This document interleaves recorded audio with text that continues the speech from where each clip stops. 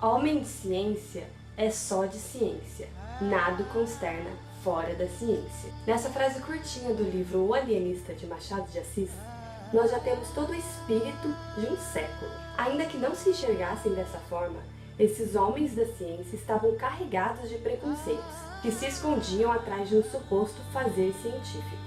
Faz parte dessa discussão as teorias raciais, que se desenvolveram entre o século XIX e século XX e tiveram um impacto muito forte em várias sociedades do mundo. Hoje em dia não é difícil a gente afirmar que raça não existe.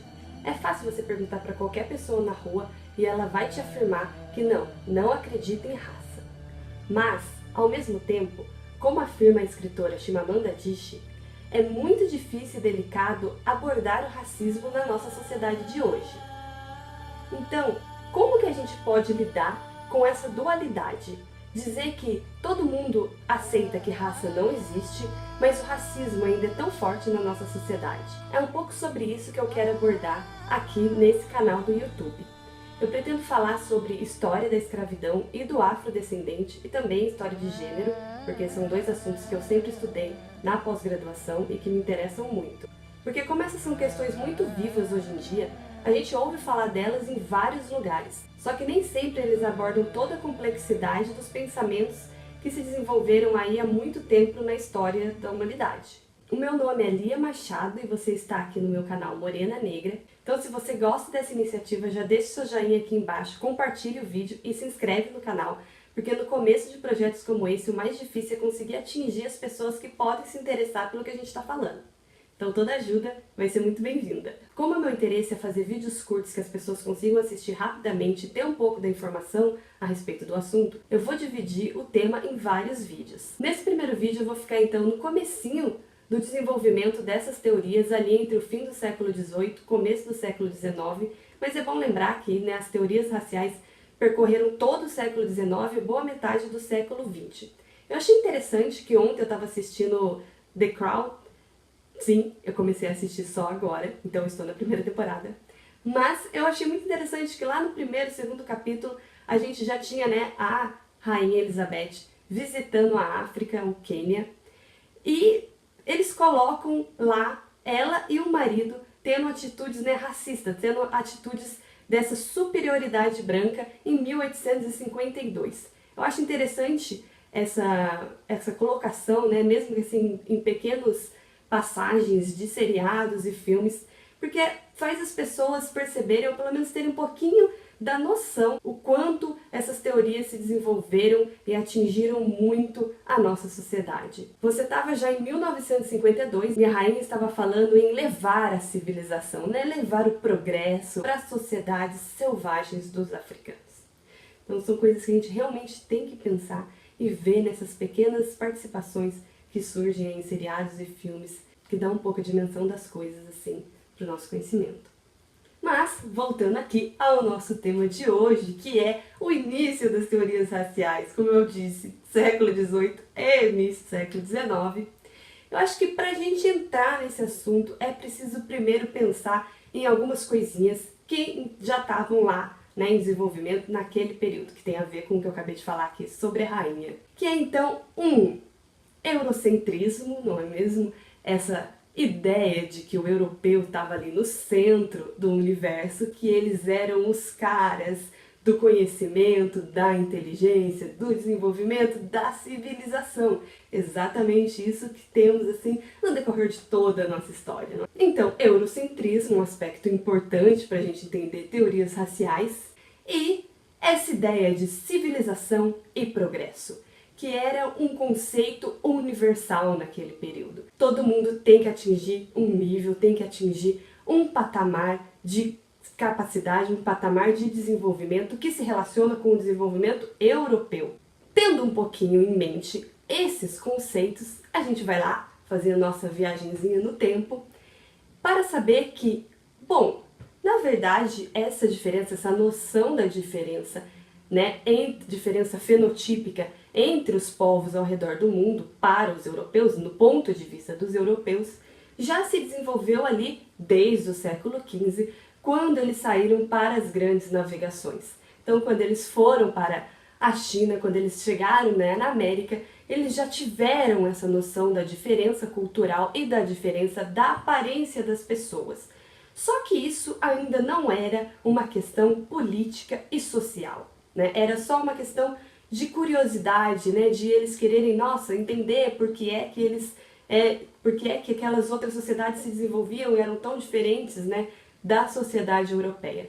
Mas ainda não tinha ali aquele impacto social, aquele impacto político, que é o que vai transformar, que é o que vai dar força para as teorias raciais lá no século XIX. Nesse momento a gente lembra também, então, que ali no fim do século XX acontecem duas coisinhas muito importantes que vão ter aí a sua participação no desenvolvimento dessas teorias, que é a Revolução Francesa em 1789. Mais uma vez, fazendo uma parte aí sobre história, sim, a Revolução Francesa foi uma revolução de participação social, foi uma revolução que transformou o pensamento e teve uma ideia assim, transformadora aí do pensamento, da forma da sociedade se estruturar, mas como nem tudo na vida e muito menos na história é perfeito, não é? Tem lá o seu lado não muito positivo. Entrando nesse conceito de feminismo, né, que eu não consigo ficar longe, em 1789 é escrito o Direito dos Homens e do Cidadão, que é o pontinho aí que a gente tem que pensar para essas teorias raciais.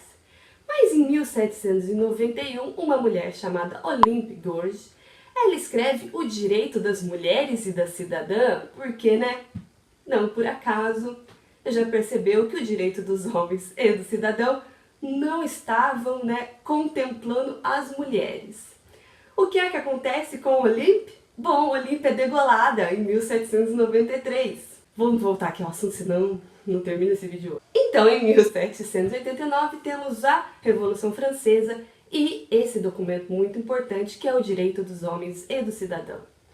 Em 1791, acontece uma outra revolução de impacto também mundial e que vai ter, assim, uma importância tremenda para países como Estados Unidos da América e como o Brasil. Importância, assim, em grande parte, num certo medo que vai se desenvolver nas pessoas brancas, né, nos senhores de escravos desses países. Não só desses países, né, como em outros países ao redor do mundo, logicamente, porque foi uma coisa que chocou essa classe branca dominante, que foi a Revolução Haitiana. Então, lá na colônia de São Domingos, que era uma colônia francesa, os escravos resolvem se rebelar, sim, matam uma boa parte ali dos seus senhores, né? Porque eles querem a liberdade, eles querem o direito para poder governar aquele país. Começa uma crise para a França, para ela resolver esse problema. Esse problema, na verdade, vai durar décadas até a França ela aceitar a independência do Haiti, mas não é disso que a gente está falando hoje. Mas sim desse problema, dessa questão que se abre com a Revolução do Haiti e né, que já tinha ali um pontinho na própria Revolução Francesa, que é esse direito dos homens e dos cidadãos. Por quê? Porque, de certa forma, do mesmo jeito que a Olympe de Gouges se questionou, bom, e o direito das mulheres, não é mesmo? Teve essas pessoas que começaram a se questionar, bom, então quem é cidadão? Não é? Cidadão é o branco europeu, que está nesse nível aí que eu disse de civilização, de superioridade da capacidade, né, de raciocínio, de inteligência e blá blá blá, ou o cidadão é todo mundo assim, ou pelo menos todos os homens ao redor da Terra, considerando aí homens, então os negros, né, os negros que têm aí uma participação grande, uma presença boa num país como os Estados Unidos, por exemplo, né, que tem aí uma relação, passa a ter uma relação com a Europa por conta de todas essas colônias que a Europa, né, que os países da Europa têm e estão lá presentes nesses países que eles colonizaram. Então forma-se aí essa questão, e é essa questão, é esse problema que vai começar a se desenvolver ali no século XIX em torno das teorias raciais. Na verdade, no fim do século XVIII, um grupo chamado, né, os naturalistas, assim chamados naturalistas, que são aí cientistas, esses pesquisadores da época, eles vão começar a se questionar se fenótipo, a aparência das pessoas, tem relação direta com o grau da civilização da onde essas pessoas vieram. Então eles começam a se perguntar, começam, né, a formular essa ideia de maneira mais incisiva, né, mais decisiva, assim, né, nesse sentido de relacionar a biologia com o social, com o desenvolvimento social, ali no fim do século XIX e comecinho do século XX, quando todas essas ideias, todas essas questões sociais estão ali em ebulição, né, entre a sociedade europeia e essas colônias importantes ali para a Europa. Começa então a se desenvolver essas ideias. O que são exatamente essas ideias? É você dizer que uma pessoa, pela sua aparência, pelo tamanho do crânio da cabeça, da formação corporal, da estrutura corporal da pessoa e da cor da sua pele, não é um detalhe irrelevante nessa questão, se esse conjunto que difere tanto do modelo europeu, ele implica numa competência, numa capacidade real daquele grupo se desenvolver e atingir a civilização na ideia europeia de civilização. O que eles queriam dizer com isso? Eles queriam realmente dizer então que pessoas negras, ou melhor, eles estavam se questionando se pessoas negras elas teriam a mesma competência do que o branco europeu para aprender? Uma pessoa negra, assim, que tenha que esteja no mesmo ambiente, que tenha as mesmas possibilidades que um branco, esteja interessado em ter, né, esse desenvolvimento cultural como um branco, será que ele consegue aprender como branco? Tava ali essa questão para eles, parecia assim que não, né, assim, a colocação do momento é que, né, o que eles queriam comprovar era que podem tentar, né, mas não vão assim conseguir com toda a habilidade que o branco europeu consegue. Entra nessa questão aí o desenvolvimento, então, de duas vertentes que vão analisar e vão estudar essa, né, não competência aí do negro, de pessoas de outras etnias, né, que não são brancas, aí nessa competência, então, de aprendizagem, de se desenvolver civilizadamente, né, se desenvolver como uma civilização no modelo europeu. Porque, né, quando eles acham, então, que as pessoas individuais não vão conseguir aprender, automaticamente as pessoas individuais também não vão conseguir se organizar em grupo. Então, vai, né, juntando todo o problema, uma pessoa não consegue se desenvolver, um grupo não consegue se desenvolver, os países não vão se desenvolver com pessoas que não sejam brancas, porque só os brancos conseguem ter aí a luz do conhecimento. Desenvolve-se duas teorias, né, como eu estava dizendo aí, dois ramos teóricos nisso que é bom a gente lembrar aqui mais uma parte, que eu estou falando ali do comecinho do século XIX, isso quer dizer que ainda não estamos falando de Darwin, porque a teoria das espécies é de 1859.